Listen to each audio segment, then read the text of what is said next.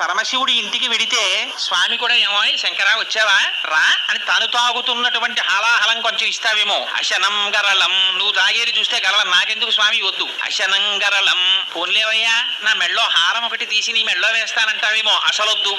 ఫణీకలాపో మెళ్ళో చూస్తే పాములు వేసుకుని ఉంటావు.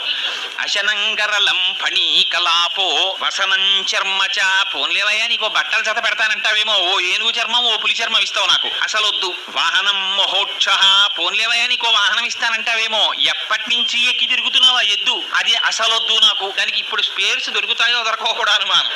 అందుకని అసలొద్దు. వాహనం మహోక్ష మమ దాస్యసి కిం కిమస్తి సింహో తవ పాజాంబుజ భక్తిమేవ దేహి.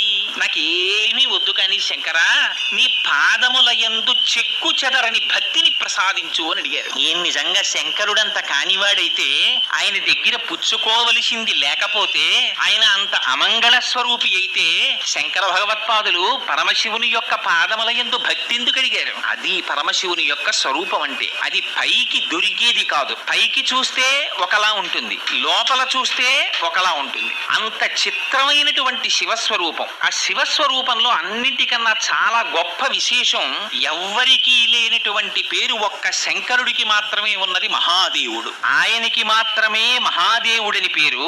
ఒక్క శ్రీ మహావిష్ణువుకు మాత్రమే పురుషోత్తముడని పేరు.